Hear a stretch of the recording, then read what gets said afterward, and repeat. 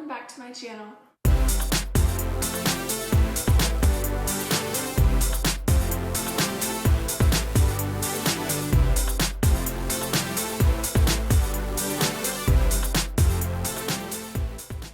Today I'm going to talk about living on property versus living off property. I would say if this is your first program, your best bet is to live on property. The reason I say that is because this is how you become close with friends and you meet a lot of college programmers right off the bat. I would say living on property kind of opens the doors to meeting people faster. When you live on property, you get to meet people not just at work, but where you live as well, because you're all CPs. So when you get off that bus and you're walking home, make conversation with the person next to you, or when you're down at the pool, have fun and kind of branch out. Another advantage to living on property, I would say, is your housing is secure. And what I mean by that is once you're accepted, you're not having to look and find out, should I live in this apartment? Is this a safe area? Is this a good commute to work? Living on property definitely saves you the hassle of, finding that outside source of living and knowing where you're gonna be. Being a first-time college programmer can be nerve-wracking, and I would say I was very happy with my decision to live on property the first time. It never really went through my mind to live off property. I found roommates after I had picked my arrival date, and I would say pick your roommates once you have picked your arrival date. Don't pick them before that, because you guys might end up getting different arrival dates, and then this person that you wanted to be roommates with, you won't be able to. So I would just wait until you have already picked your arrival date. If you don't have a car, I highly suggest living on property. Even if this is your second or third program, by now you would already know that having the transportation is a good thing to have if you don't have a car. If you do have a car, you realize how bad Transtar is. Transtar is not the best running bus system. Again, take that as you will. My second program, I actually chose to live off property. I wanted to do that so I would save money. I also was taking my car. My first program, I brought my car as well. I'm from the West Coast, so it was quite the drive, but it's totally worth it to have your car. If you can bring your car, if you have the means to have a car, I highly suggest bringing it. I chose to live off property my second program just because I wanted to save money. It is a lot of money living in CP housing. It may not seem like a lot because per person, you're on average paying about $400 to $450 a month. But when you put that in emphasis to how many people are in an apartment versus how many rooms there are, you are paying quite a bit.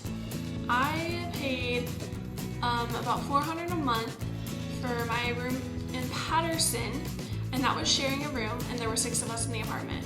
I paid $450 flat, and I lived in a house with 3 other girls. And I had my own room, I shared a bathroom with one other person, and it was definitely the way to go. Living off property, I really liked it because I was coming and going as I pleased, not having to take my ID out every time I wanted to come home.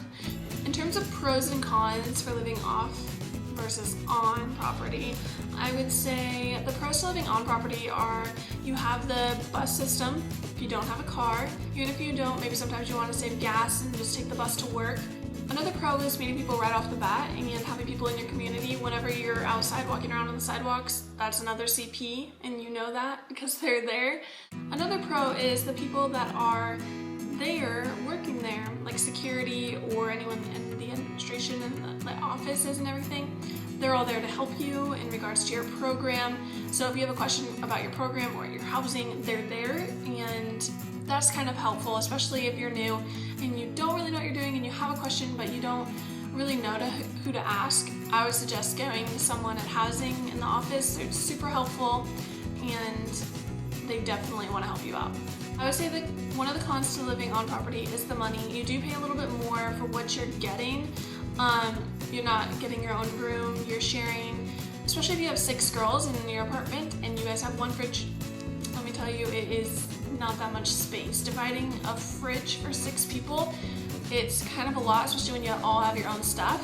And I know some people like to make lists like, oh, this week someone's gonna buy the milk and we'll all just share the milk, and this time we'll buy the eggs, and so you guys all share, but it does not work out that way.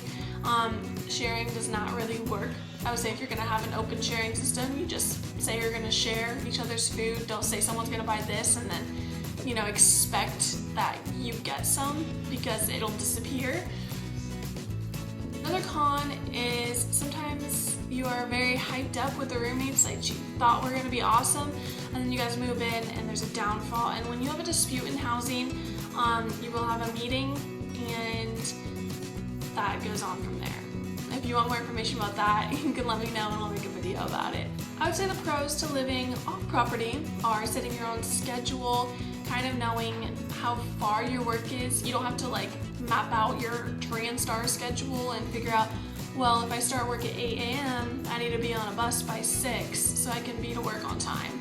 You definitely have to be careful with that. Another pro is meeting people outside of the college program. I lived with full-timers and I had met them on a roommate finder page, and living with girls that weren't CPs was a lot of fun because one of them worked at Downtown Disney and she worked the hot air balloon, so it's kind of like a third-party company, and I also roomed with a performer and a lifeguard. So it was kind of fun and diverse in living with people that weren't in the college program like I had been, and they had never done it. They have just only worked part-time and full-time for the company. Another pro is not having to worry about getting termed by housing means with alcohol. If you are someone who is underage and you end up in someone who is in non-wellness and you go in their apartment and then all of you guys are going to get termed because someone was holding an open drink and it's the wrong person.